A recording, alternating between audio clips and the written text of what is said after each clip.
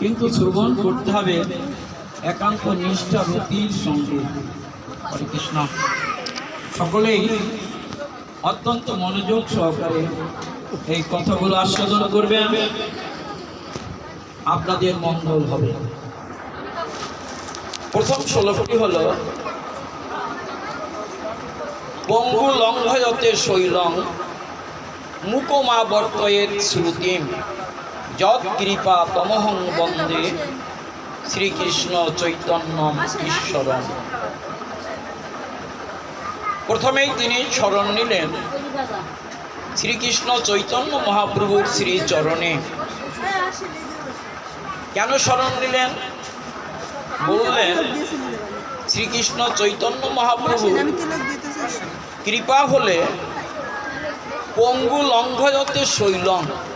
পঙ্গু মানে যে চলতে পারে না, যার চলৎ শক্তি নেই, হাঁটতে পারে না, পঙ্গু, সেও পাহাড় ডিঙ্গিয়ে যেতে পারে। হরে কৃষ্ণ। শ্রীকৃষ্ণ চৈতন্য মহাপ্রভুর কৃপা হলে পঙ্গুও গিরি লঙ্ঘন করে যেতে পারে। এরপরে বললেন কি মুকমাবর্তয়ের শ্রুতিম। মুখ শব্দের অর্থ হল বোবা, যে কথা বলতে পারে না। যে কথা বলতে পারে না, আমার মহাপ্রভুর কৃপা হলে সেও বেদ পাঠ করতে পারে। যে কথা বলতে পারে না, সেও বেদ পাঠ করতে পারে। সুতরাং তিনি শ্রীকৃষ্ণ চৈতন্য মহাপ্রভুর শ্রীচরণে শরণ নিলেন। এরপরে শরণ নিলেন আপনাদের মতো সাধুগুরু বৈষ্ণবের শ্রীচরণে। কি বললেন? দ্বিতীয় শ্লোকে বললেন দুর্গম পথে মেহ অন্ধস্য স্খলত পাদ গতের মুহু সকৃপা যষ্টি দানেন সন্ত সন্ত অবলম্বনম। বললেন আমি যে পথটি চলতে যাচ্ছি, পথটি অতি দুর্গম, বারে বারে পায়ের চলা পিছলে যাচ্ছে। তাহলে পথটা কি? পিচ্ছিল। পিচ্ছিল পথে একজন ভালো মানুষেরও চলতে কষ্ট হয়। তদুপরি আমি অন্ধ, মেহ অন্ধস্য। কৃষ্ণদাস কবিরাজ গোস্বামী বললেন আমি অন্ধ। আসলে কি তিনি অন্ধ? তিনি বললেন আমি জ্ঞান অন্ধ, আমার তো জ্ঞান নেই। আমি যে পথে চলতে যাচ্ছি, পথটি দুর্গম পথ, তদুপরি আমি অন্ধ। যে পিচ্ছিল পথ একজন ভালো মানুষেরও চলতে কষ্ট হয়, আর আমার মতো অন্ধ এই পথ কি করে চলবে? হে বৈষ্ণবগণ, আপনারা আমাকে একটা কৃপা যষ্টি দান করবেন। দেখবেন অন্ধের হাতে একটা যষ্টি থাকে। যষ্টি অর্থ কি? লাঠি। ওই লাঠিটা হাতে থাকলে সে পথটা আগে নিরীক্ষণ করে, পথটা কেমন, পথটা পরীক্ষা করে নিরীক্ষা করে তারপরে সে পদচারণা করে, পা ফেলে, তা যাতে সে পড়ে না যায়। তাই আমিও এই অধম আপনাদের চরণে শরণাগত। আমি সেই কৃষ্ণদাস কবিরাজ গোস্বামীর কণ্ঠে কণ্ঠ মিলিয়ে সর্বাগ্রে শরণ নিচ্ছি শ্রীকৃষ্ণ চৈতন্য মহাপ্রভুর শ্রীচরণে। তারপর আমি শরণ নিচ্ছি আপনাদের সাধুগুরু বৈষ্ণবের রাতুল চরণে। আপনারা আমাকে কৃপা করবেন যাতে এই দুর্গম পথ আমি চলতে পারি। জয় জয় সাধুগুরু বৈষ্ণব।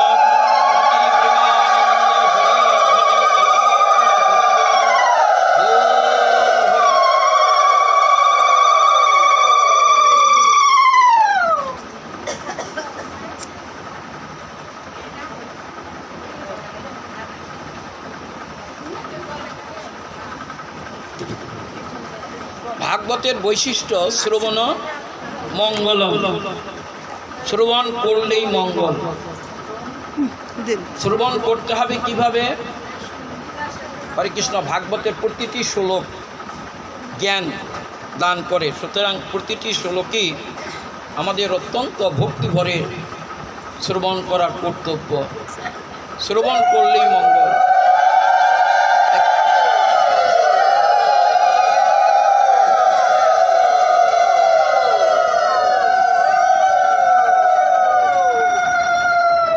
শ্রীমদ্ ভাগবতের দশম স্কন্ধের প্রথম অধ্যায়ে 15তম শ্লোকে লেখা আছে, সম্যগ ব্যবসিত বুদ্ধি স্তব রাজর্ষি সত্যম বাসুদেব কথা জানতে যজ্জাতা নৈষ্ঠিকী রতি। সুখদেব গোস্বামী মহারাজ পরীক্ষিতকে লক্ষ্য করে বললেন, আপনার ভাগবত শ্রবণের যে একান্ত নিষ্ঠা রতির উদয় হয়েছে আপনার অন্তরে, আমার মনে হচ্ছে কি জানেন, আপনি শুধু রাজা নন, আপনি রাজর্ষি। কিছুক্ষণ পরই বলছেন, না না, আপনাকে রাজর্ষি বলেও আমার তৃপ্তি হচ্ছে না, আপনি রাজর্ষি সত্যম, অর্থাৎ রাজর্ষিদের মধ্যেও আপনি উত্তম। এরপরে বললেন, আমরা তো ভাগবতের একটা বিশেষ বৈশিষ্ট্য, যে কথাটা শুনলেও অন্তরটা ভরে যায়, শ্রবণ মঙ্গলম। এই কথাটা কিন্তু সারা পৃথিবীর লোক জানে। সারা পৃথিবীর লোক জানে না? সকলের মুখেই একটি কথা, এখন আর কাউকে শিখিয়ে দিতে হয় না। তারা জানেন, যদি আমি বলি ভাগবত শ্রবণ, তারপর তারা বলে দেয় মঙ্গল। মঙ্গল মানে কি? ভালো। তাহলে ভাগবত শ্রবণ করলেই মঙ্গল। আচ্ছা, এই সুযোগ কেউ কি হারায়? তাহলে আমাদের প্রত্যেকের কর্তব্য হচ্ছে একান্ত নিষ্ঠা রতি সহকারে, অর্থাৎ ভাগবতের মধ্যে মনটাকে ডুবিয়ে দিতে হবে। মন কয়টা? মন তো আপনার একটা মনকে তো আর দ্বিমুখী করা যাবে না। একাগ্রচিত্তে একান্ত নিষ্ঠা রতির সঙ্গে ভাগবত শ্রবণ করতে হবে। ভাগবত শ্রবণ করলেই কি, একটু জোরে বলেন, ভাগবত শ্রবণ করলে কি হবে? মঙ্গল হবে। বিশ্বাস আছে? সবাই তো বলছেন না, সবার বোধহয় বিশ্বাস নাই। ভাগবত শ্রবণ করলে যে মঙ্গল, এটা কি সবার মনে বিশ্বাস আছে? শ্রবণ করলে কি হবে? মঙ্গল হবে। বাহ! এখন কি মঙ্গল হবে?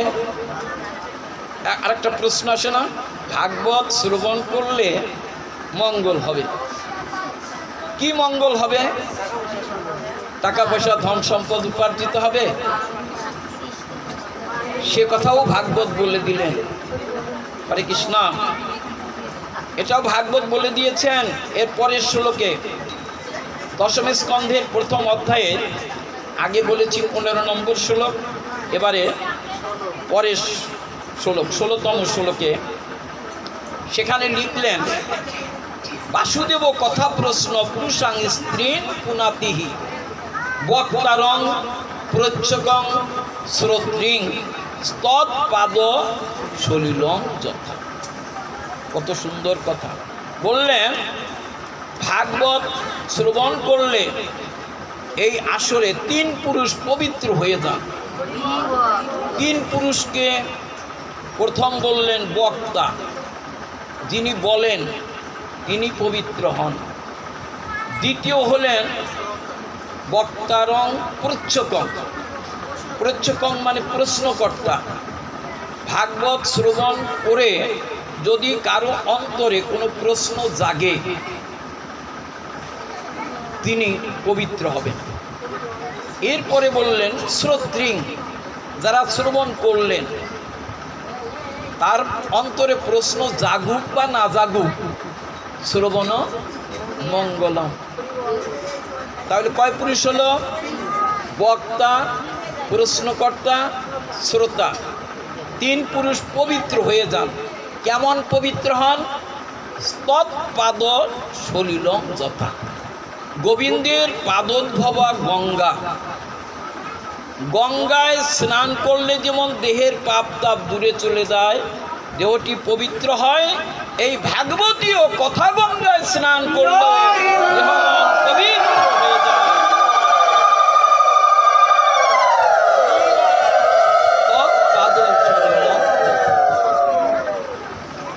গঙ্গা স্নানের ফল হয়। হরে কৃষ্ণ। তাহলে আমাদের ডক্টর মহানম্রত ব্রহ্মচারীজি একটা প্রশ্ন করলেন এখানে ভাগবতে। আচ্ছা, আপনারা তো ভাগবতে তো বলা হলো যে গঙ্গায় স্নান করলেও দেহ মন পবিত্র হয়, পাপ তাপ দূরে চলে যায়, আর ভাগবতীয় কথা গঙ্গায় স্নান করলেও দেহ মন পবিত্র হয়। আমরা এখন কোন গঙ্গায় স্নান করছি? ভাগবতীয় কথা গঙ্গায়। হরে কৃষ্ণ। স্নান করতেছেন না? এই যে তরঙ্গ, যারা বিজ্ঞান পড়েছেন, বিজ্ঞানে কিন্তু একটা কথা বললে একটা শব্দ তরঙ্গ, শব্দ তরঙ্গ মানে ঢেউ, তরঙ্গের সৃষ্টি হয়। হরে কৃষ্ণ। বিজ্ঞান ভিত্তিক আলোচনা তো মনোযোগ দিয়ে শুনতে হবে। যে সব কথা বললেই একটা শব্দের সৃষ্টি হলো, আর বাতাসে এই শব্দটা কি হয়? একটা তরঙ্গের সৃষ্টি করে। তরঙ্গ মানে কি? ঢেউ। এই ঢেউটা গিয়ে লাগে কোথায়? আমাদের কর্ণে। হরে কৃষ্ণ। কর্ণপটহ, যারা বিজ্ঞান ভালো করে পড়ছেন তারা জানেন এই শ্রবণ শক্তিটা কোথার থেকে আসলো। এই যে তরঙ্গের সৃষ্টি হয়েছে, ওই তরঙ্গটা গিয়ে আঘাত করলো আমার কর্ণের মধ্যে একটা পাতলা আবরণ আছে, যাকে বলা হয় কর্ণপটহ। কর্ণপটহে গিয়ে যখন ওই তরঙ্গ বা ঢেউ গিয়ে লাগে, তখনই আমি ওই কথাগুলো শুনতে পারি। তাহলে শ্রবণ মঙ্গলম কিভাবে হলো? এই যে কথাগুলো তরঙ্গের আকারে, ঢেউয়ের আকারে। তাহলে এখানে কি ওই গঙ্গায় যেমন ঢেউ আছে, এখানেও কিন্তু তরঙ্গ বা ঢেউ আছে। আছে? নদীতে ঢেউ আছে না? আর আমার ভাগবতীয় কথা গঙ্গা, এটাও তো গঙ্গা। দোসরা গঙ্গা হয়, দোসরা গঙ্গা হয়। আপনারা শুনছিলেন না আমাদের এই যে পুরান বাস স্ট্যান্ডের অডিটোরিয়ামে ভারত থেকে একজন ভাগবত পাঠক এসেছিলেন, মারোয়ারিদের উদ্যোগে এখানে ভাগবত পাঠ হয়েছিল মারোয়ারিদের উদ্যোগে। এবং ওখানে 2 দিন আমি ভাগবত শ্রবণ করেছিলাম। তন্মধ্যে একদিন এই শ্লোক দুটি উনি উচ্চারণ করেছিলেন, পাঠ করেছিলেন। কি বলছিলেন? আমার অন্তরে কিন্তু কথাগুলো কোট হয়ে গেছে, গাথা হয়ে গেছে। উনি বলছিলেন দোসরা গঙ্গা হয়, এক নদী গঙ্গা और भागवतीय कथा गंगा। कम नदी गंगा भारत में आया, बांग्लादेश को ऊपर दिए बंगोपसागर में जाया। আপনারা খেতুরি ধামে গিয়েছেন? খেতুরি ধামে যারা এপারে স্নান করেন, প্রেমতলি, প্রেমতলি নামে একটা ঘাট আছে, আছে না? আমি মিথ্যা বলতেছি? না না, আছে, মিথ্যা বলতেছি। প্রেমতলি, প্রেমতলি, যেখানে স্নান করলে অন্তরে প্রেম জাগ্রত হয়। নরোত্তম ঠাকুরের বাড়িতে গিয়ে সবাই প্রেমতলিতে স্নান করেন। আগে কিন্তু ওই যে এটা কিন্তু ওই রাজশাহী জেলার গোদাগাড়ি থানা, নাকি অন্য থানা? গোদাগাড়ি থানা। তো ওখানে নেমে তার সামনেই দেখবেন প্রেমতলি, ওখানে একটা মন্দির আছে, আছে না? প্রেমতলি ঘাট। তো ওখান থেকে আবার সামনের দিকে এগিয়ে গেলে 2 কিলোমিটার হবে কমপক্ষে, সেটা হলো নরোত্তম ঠাকুর মহাশয়ের বাড়ির যে মন্দির। হ্যাঁ, সেখানে গিয়েছেন না আপনারা? সিদ্ধ বকুল, ওখানে যেখানে আমাদের নরোত্তম ঠাকুর মহাশয় সাধনা করেছেন, সেই বকুলতলায় গিয়েছেন, গিয়েছেন না? হ্যাঁ, ভজনতলি, ভজনতলি। হরে কৃষ্ণ। তো ওই যে নদীটা যেখানে আমরা স্নান করলাম প্রেমতলির ঘাটে, ওই নদীটা ওপার কিন্তু ভারতের লোকে ওখানে স্নান করতেছেন। স্নান করে গিয়ে বলতেছেন কি গঙ্গার থেকে স্নান করে আসলাম। ওই এপার থেকে কিন্তু সন্ধ্যার সময় বিএসএফের ক্যাম্পের আলোগুলো দেখা যায়। আচ্ছা, এপারে যারা আমরা প্রেমতলিতে স্নান করলাম, আমরা কি গঙ্গায় স্নান করলাম না পদ্মায় স্নান করলাম? আমরা স্নান করলাম কিসে, গঙ্গায় না পদ্মায়? বাংলাদেশের লোক স্নান করলো পদ্মায়, পদ্মা নদীতে, আর ভারতের লোক স্নান করলো গঙ্গায়। নদী কয়টা? নদী কয়টা? ইতিদিক একটা নদী না? এপার ওপার। ওপারের লোক স্নান করলো গঙ্গায় আর এপারের লোক স্নান করলো পদ্মায়। অর্থাৎ গঙ্গা নদীটাই যখন বাংলাদেশের এই রাজশাহী জেলার বাংলাদেশের ওই যে খেতুরির ওখান দিয়েই তো বাংলাদেশে প্রবেশ করলো। তাহলে নদীটা কি হলো? ভারত মে আয়া, মানে নদীটা আসলো কোথা থেকে? ভারত মে আয়া, মানে ভারতের থেকে আসলো বাংলাদেশকে উপর দিয়ে বঙ্গোপসাগর মে যায়। ওই নদীটাই কিন্তু পদ্মা হইয়া চলে গেল মেঘনায়, চাঁদপুরের ওখানে। চাঁদপুরের ওখানে মেঘনায় গিয়ে চলে গেল বঙ্গোপসাগরে। ঠিক আছে, আমাদের সিএনবি ঘাটে যে পদ্মা, এটার জল কিন্তু ওই গঙ্গারই জল। ठीक है, तो उधर में स्नान करेगा तो आपका बिल्कुल पाप चले जाएगा। नदी गंगा और गंगा मैंने आरेकटा गंगा আছে, जो धार में भागवत होगा आपने से धार में जाएगा, भागवत श्रवण करेगा, अपना देह सब पाप बिल्कुल चले जाएगा। তাহলে কয়টা গঙ্গা হলো? দোসরা গঙ্গা, মানে দুইটা গঙ্গা। কি ঠিক আছে? কথাগুলো বুঝতে কষ্ট হয়? পরিষ্কার, দোসরা গঙ্গা। এখন কথা হলো আমরা কয়টা গঙ্গা পেলাম? দুইটা গঙ্গা, একটা হলো নদী গঙ্গা আর একটা হলো ভাগবতীয় কথা গঙ্গা। আচ্ছা, আমরা এখন কোথায় আছি? সিএনপি ঘাটে না, এই কথা গঙ্গায় আছি, কথা গঙ্গায় আছি। হরে কৃষ্ণ। এখানে আমাদের ডক্টর মহানামব্রত ব্রহ্মচারীজি শ্রীমদ্ ভাগবতে ছোট্ট করে, জ্ঞানী ব্যক্তি তো, উনি একটা প্রশ্ন করলেন। হরে কৃষ্ণ, মনোযোগ দিয়ে শুনবেন। প্রশ্নটা হলো, আমরা কি ওই নদী গঙ্গায় সহজে স্নান করতে পারি, না এই ভাগবতীয় কথা গঙ্গায় সহজে স্নান করতে পারি? প্রশ্ন করলেন। তাহলে আমরা কোন গঙ্গায় সহজে স্নান করতে পারি? ভাগবতীয় কথা গঙ্গায়। যেখানে ভাগবত হয় সেখানে গেলেই এই ভাগবতীয় কথা গঙ্গায় আমরা স্নান করতে পারি। তাহলে এখন কোন গঙ্গায় স্নান করাটা সহজ? ভাগবতীয় কথা গঙ্গা। যেখানে ভাগবত হয় সেখানে গেলেই আমি ভাগবতীয় কথা গঙ্গায় স্নান করতে পারি। আর নদী গঙ্গায় স্নান করতে হলে আমাকে হয় মায়াপুরে বা নবদ্বীপে যেতে হবে, তাই না? নবদ্বীপে গেলে ওই গঙ্গায় স্নান করা যাবে, না হয় খেতুরিতে। খেতুরিতে গেলেও তো এবার পদ্মা, ওপারে হলো গঙ্গা, তাই না? তাহলে আর নইলে সিএনবি ঘাটে যেতে হবে। সিএনবি ঘাটের জল তো ওই গঙ্গারই জল। তাহলে ডক্টর মহানামব্রত ব্রহ্মচারীজি কিন্তু আপনাদের মতো সরাসরি উত্তর দিলেন না যে ভাগবতীয় কথা গঙ্গায় স্নান করাটাই সহজ। জ্ঞানী ব্যক্তি কথার আগে আবার একটা দৃষ্টান্ত রেখে যান। উনি বললেন মনে হয়। দেখছেন কথাটা? জ্ঞানী ব্যক্তি কি বললেন?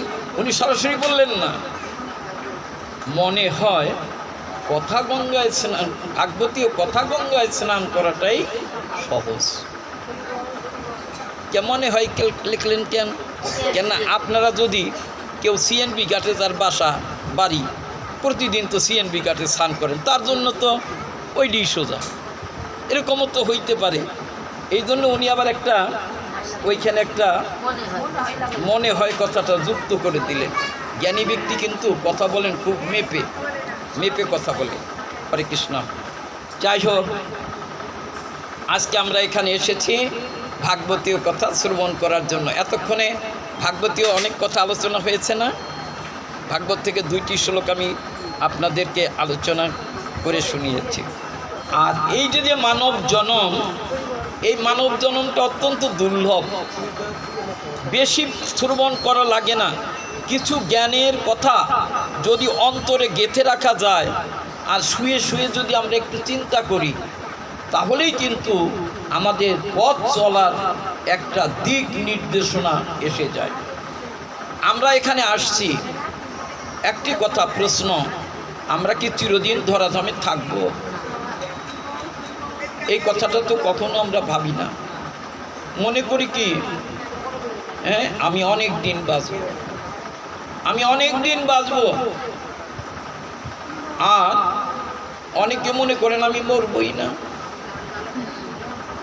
মরিতে চাহি না আমি সুন্দর ভুবনে, মানুষের মাঝে আমি বাঁচিবারে চাই।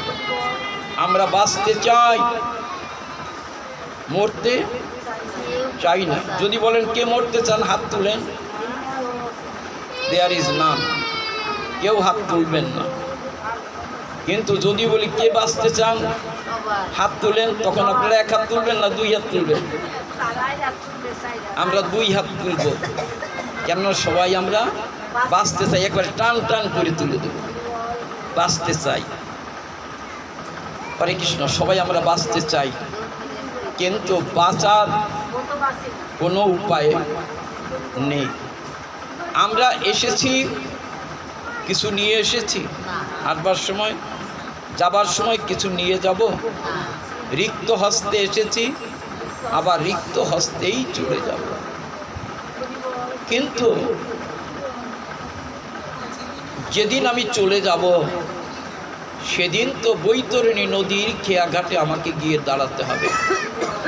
প্রাণ গোবিন্দ সেখানে তরি নিয়ে দাঁড়িয়ে থাকবেন, কিন্তু তরি দিতে না পারলে তিনি তার তরিতে আমাদেরকে পার করে দেবেন না। নদী পার হলে তো একটা তরির প্রয়োজন, তরির প্রয়োজন না? কিন্তু সেই বৈতরণী নদীর খেয়াঘাটে গিয়ে যেদিন দাঁড়াবো, প্রাণ গোবিন্দ আমাদেরকে জিজ্ঞাসা করবেন, তুমি তো পার হতে এসেছ, পাড়ের করি কি কিছু সংগ্রহ করে এনেছ? করবেন না? আমরা সাধারণত কোনো ব্যক্তির যদি মৃত্যু হয়, যখন শ্মশানে নিয়ে যায়, আমরা কয়েকটা কড়ি দিয়ে দিই। কড়ি দেই না? অষ্টকড়ি, অনেকে 8টা কড়ি দেন, তা এগুলো দিয়ে দিই। এই কড়ি দেই কেন? পারের জন্য। আগেকার দিনে কড়ি দিয়ে বেচা কেনা হতো। হরে কৃষ্ণ, কড়ি দিয়ে বেচা কেনা হতো। আমরা ওই কড়ি, ওই যে তখন দিত কড়ি শ্মশানে, আমরাও এখনো কড়ি দিয়ে থাকি। এখন কি কড়িতে কোনো বেচা কেনা হয়? কড়ি দিলে কি কেউ আমাকে সওদা দেবে? দেবে না। কড়ি এক সময় দুষ্প্রাপ্য হয়ে গেল, তখন হলো কি অর্থের প্রচলন হলো। রূপার টাকা, আচ্ছা 1 লক্ষ রূপার টাকা যদি কেউ আপনাকে দেয়, 5 টাকার কয়েনই দিল ধরেন, আপনার পকেটে ধরবে? ব্যাগ একটা বড় ব্যাগ হলেও ব্যাগটা ভরে যাবে, তাই না? এই যে টাকার প্রচলন আসলো, আগে কিন্তু রূপোর টাকা ছিল।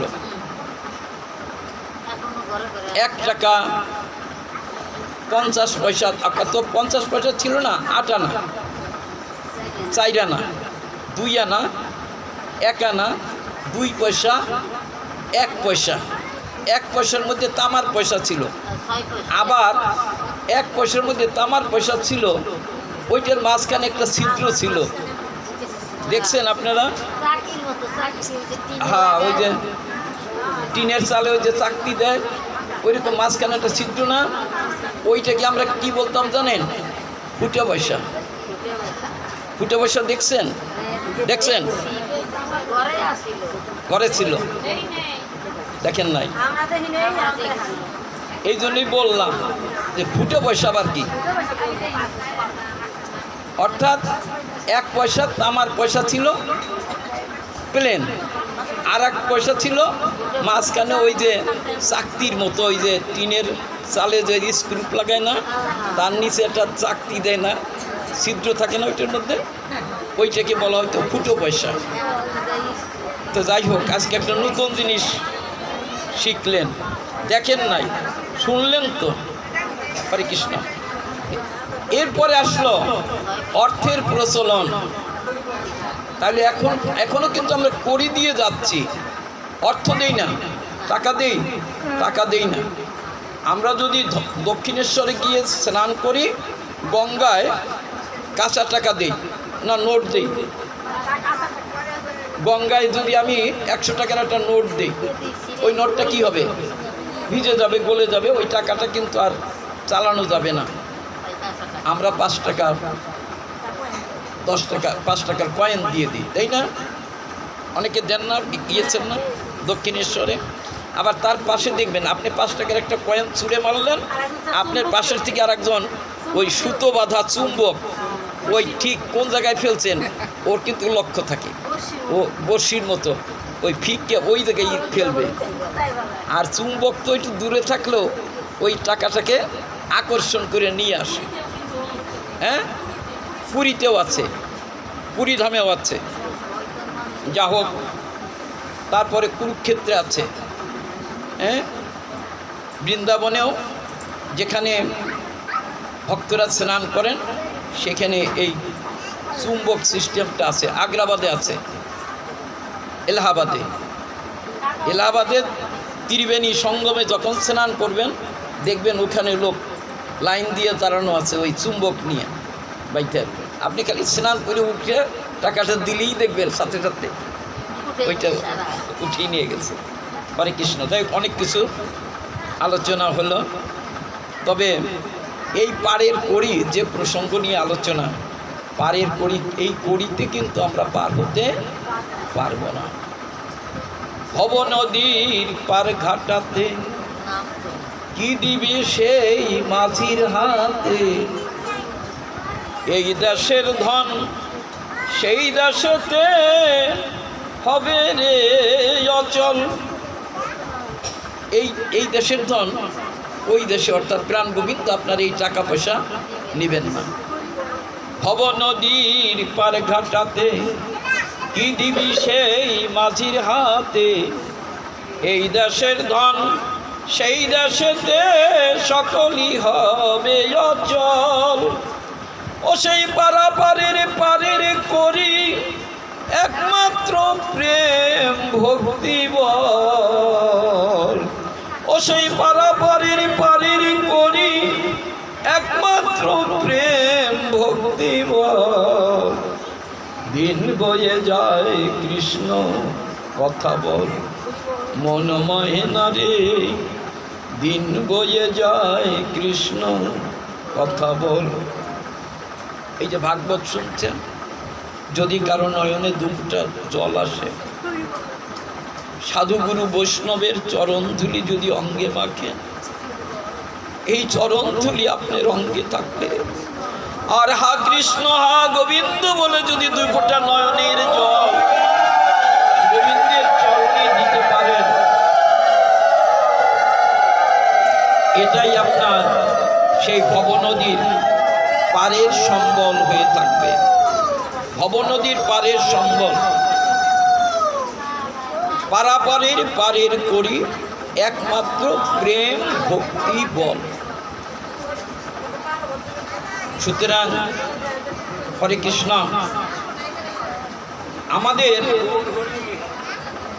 আমাদের কাঁধে কিন্তু একজন হিসাব রক্ষক আছেন।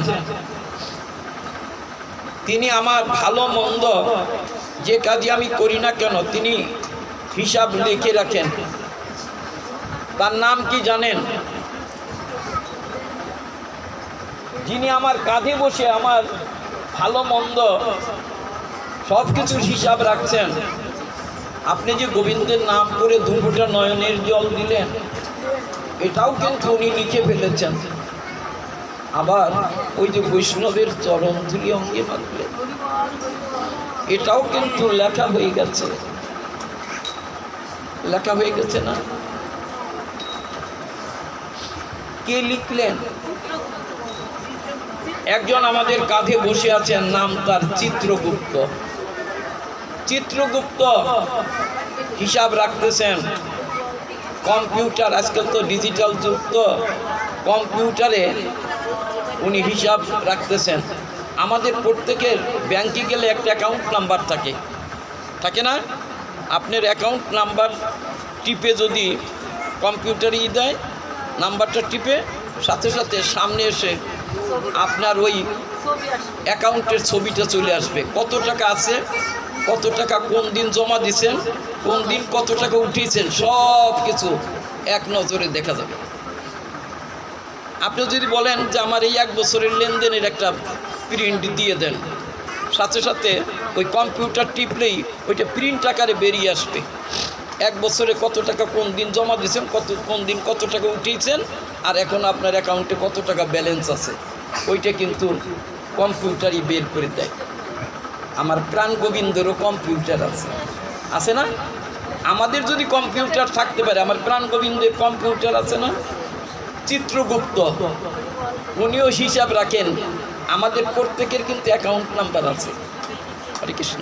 যেদিন আমরা সেই বৈতরণী নদীর ঘাটে গিয়ে দাঁড়াবো, আমার হিসাব নম্বরটা ওই চিত্রগুপ্তের জানা আছে। এই হিসাব নম্বর বাইর করারও কিন্তু পদ্ধতি আছে। কি মনে করেন আমার নাম গোবিন্দ, তাহলে প্রথম অক্ষরটা কি? ইংরেজিতে জি। জি দিয়ে যত নাম আছে সব এক জায়গায় আছে, ওইখান থেকে বাইর করবে, টিভি দিলেই ওই ওই নাম্বার আইসা যাবে। দেখছেন কোন যুগে বাস করতেছি? পালাবার পথ নাই, জম আছে পিছে, হিসাব কিন্তু ঠিক মতোই রাইখে যাইতেছেন। কত কান্না করি, মায়া কান্না কত কাঁদি, কৃষ্ণ নামে তো কাঁদি না, কৃষ্ণ নামে তো কাঁদি না। মহাপ্রভু নিজে কাঁদলেন, মহাপ্রভু কাঁদলেন কেন? তিনি যে প্রেম নিয়ে এসেছেন, তার অন্তরত প্রেম ভক্তি। যেখানে দাঁড়িয়ে মহাপ্রভুর নাম করতেন, সেখানকার শুকনো মাটি কাদা হয়ে যেত। মহাপ্রভু বললেন, কাঁদো হে জীব, তোমরা কাঁদো, হরি বলে কাঁদো, হরি বলে কাদাই সুখ। জয় জয় নিতাই গৌর সীতানাথ।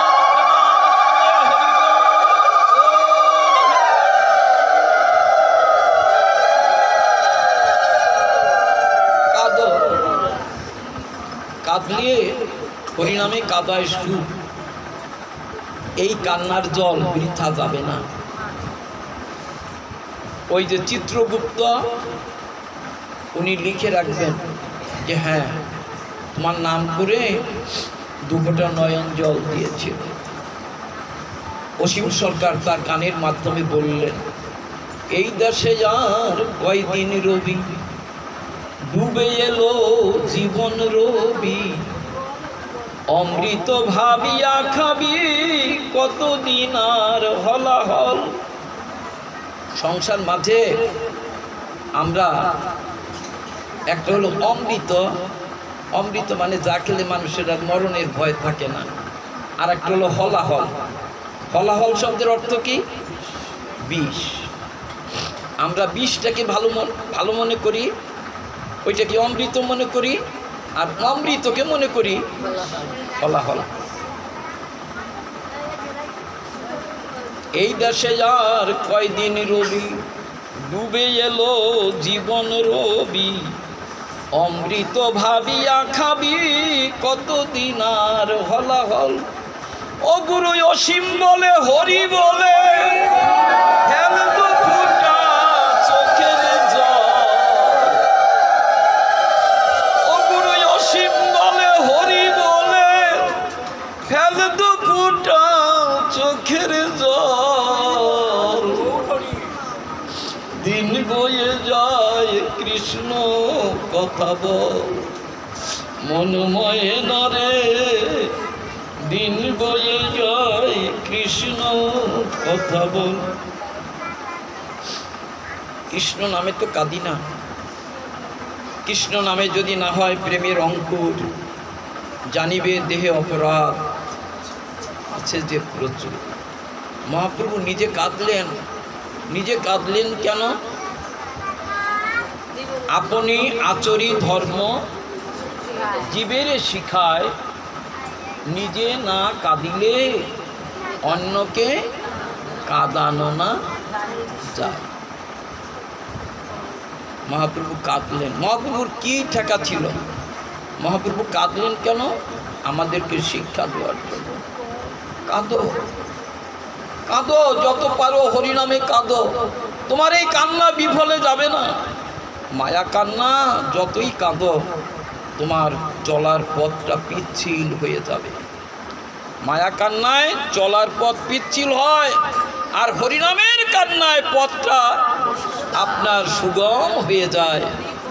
সহজেই ভগবান ওই যে জল দিলেন, দুপোটা নয়নের জল, প্রাণ গোবিন্দ সব কিছু সইতে পারেন, ভক্তের নয়নের জল তিনি সহ্য করতে পারেন না। তাই ওই ভক্তের নয়নের জল, যে ভক্ত তার নামে দুপোটা নয়নের জল দেয়, চিত্রগুপ্তকে জিজ্ঞাসা করেন, চিত্রগুপ্ত দেখো তো ওর হিসাবটা বের করে, দুপোটা নয়নের জল কোনোদিন আমার চরণে দিয়েছে কিনা। সাধুগুরু বৈষ্ণবের চরণ ধুলি অঙ্গে মেখেছে কিনা। হরে কৃষ্ণ। এই ধুলি কখনোই বিফলে যাবে না। সুতরাং মানব জীবনের সার্থকতা আমরা যেন সবসময় ভগবানের নামের মধ্যে ডুবে থাকতে পারি।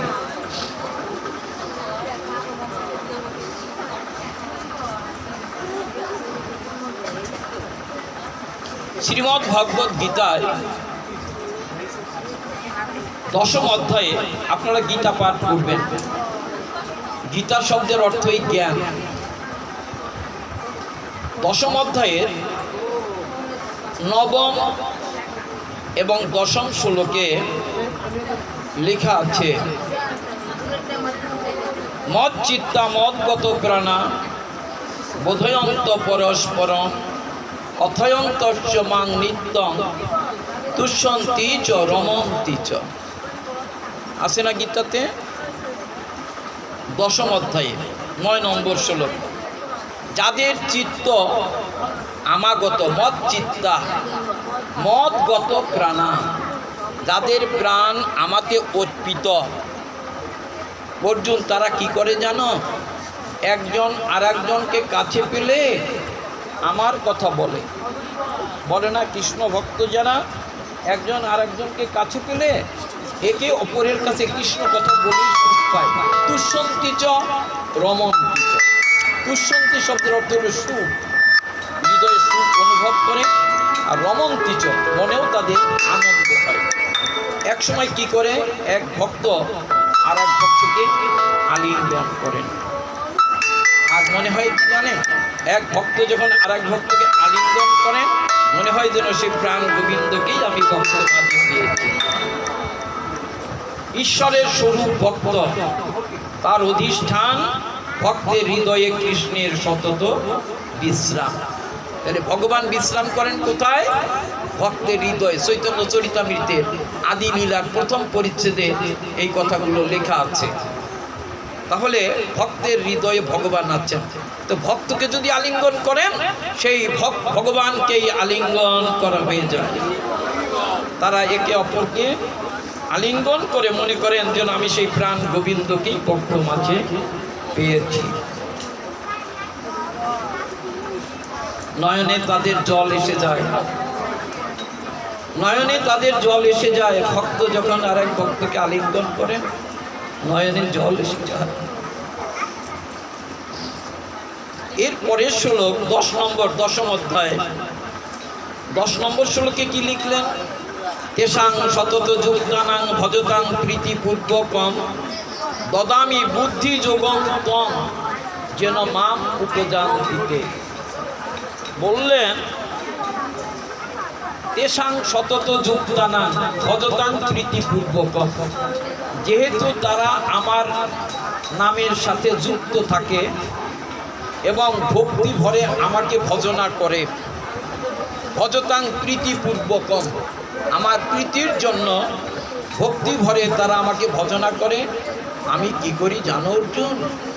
আমি তাদেরকে এমন জ্ঞান প্রদান করি, দদামি বুদ্ধিযোগং তং, আমি তাদেরকে এমন বুদ্ধিযোগ বা জ্ঞান প্রদান করি যাতে তারা সহজেই আমার কাছে আসতে পারে, অর্থাৎ আমাকে লাভ করতে পারে। তাহলে ভগবান কি চান? ভগবান তো অর্থের দ্বারাই ভক্তের হাতে ধরা দেন না।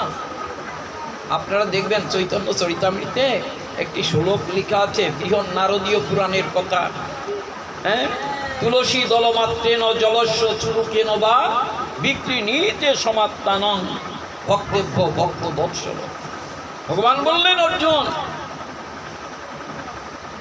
তুলসী দলমাত্রেন, একটা মাত্র তুলসী দল, তুলসী পাতা আর এক গণ্ডুর জল দিয়ে প্রাণ খুলে হা কৃষ্ণ হা গোবিন্দ বলে যে আমাকে আমি ভক্তের কাছে নিজেকে বিক্রিয়ে দেব। ভগবান বিক্রি হয়ে গেলেন ভক্তের কাছে। টাকায় বিক্রি হলেন না, একটি মাত্র তুলসী পাতা, তুলসী পত্র আর এক গণ্ডুর জল, ওই যে প্রেম ভক্তি নিয়ে ভগবানকে ডাকলেন। তুলসী দলমাত্রেন জলস্য চুলুকেন বা, মানে সামান্য জল আর একটু তুলসী দিয়ে প্রাণ খুলে যে আমাকে ভক্তি ভরে ডাকে, আমি ওই ভক্তের কাছে নিজেকে বিকিয়ে দিই। ভক্তের কাছে আমি বিক্রি হয়ে যাই। বিক্রি নিতে সমাত্তানং ভক্তেভ্য ভক্ত বৎসল, আমি ভক্ত বৎসল ভগবানের কাছে নিজে বিক্রি হয়ে যাই। বলেন কথাগুলো কত সুন্দর না? তাহলে ভগবানকে লাভ করা খুব সোজা, যদি ঠিক পথে চলা যায়। আমি যদি উল্টো পথে চলি তাহলে কি আমি আমার অভিষ্ট লক্ষ্যে পৌঁছতে পারবো? পারবো না। হরে কৃষ্ণ। রাধারানীর কৃপা হোক। রাধারানী এই ধরাধামে আসলেন। রাধারানীর পিতা, যার নাম বৃষভানু রাজা, বৃষভানু রাজা কিন্তু রাধারানীকে এমনি এমনি পান নাই। আমরা তো একটা কন্যা সন্তান হলে মুখটা বেজার করে রাখি, মুখটা আমাদের মলিন হয়ে যায় না? কি মুখটা মলিন হয়ে যায়। আর যদি নাতি হয়, নাতি ছেলে হলে বলে যাও বাগার ঘোষের দিকে বড় সাইজের মিষ্টি নিয়ে এসো, রসগোল্লা, মনে আনন্দ হয়। ভগবান কিন্তু বলছেন আনন্দের সময় তুমি বেশি আনন্দ করবে না, তাহলে দুঃখের সময় দুঃখটা তোমার কাছে খুব ভারী মনে হবে। শ্লোকটা হলো সুখমাপতিতং সেব্যং দুঃখমাপতিতং তথা চক্রবৎ পরিবর্তন্তে সুখানি চ দুঃখানি চ। সুখ এবং দুঃখ চাকার মতো ঘুরে।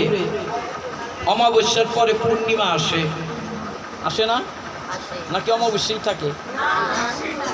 অনেকে যখন বিপদে পড়ে তখন আমি একটা কথা বলি, ঘাবড়াবেন না, এই শ্লোকটা বলি, সুখমাপতিতং সেব্যং দুঃখমাপতিতং তথা চক্রবৎ পরিবর্তন্তে সুখানি চ দুঃখানি চ।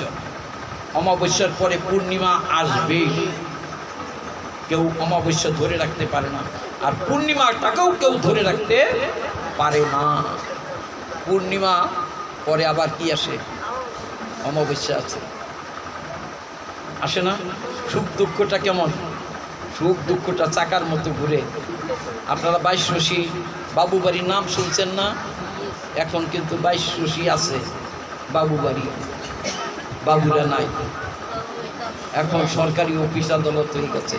বাবু বাড়ির রাস্তা দিয়ে কেউ ছাতি ফুটেই গেলে ডাকতে বলতে, এই এত সাহস পাইলে কি করে রে আমার বাড়ির পাড়তে ছাতি ফুটিয়ে যাস মাথায় দিয়ে। এখন বাবুরাও নাই আর ওর নিয়মও নাই। হরে কৃষ্ণ। সুতরাং জমিদারি কারো চিরদিন থাকে না। কি চিরদিন কাহারো সমান নাহি যায়। আজ যে রাজা ধীরাজ, আজ যে রাজা ধীরাজ, কাল সে ভিক্ষা চায়, কাহারো সমান নাহি যায়। হরে কৃষ্ণ। কথাটা তো এমনি এমনি হয় না।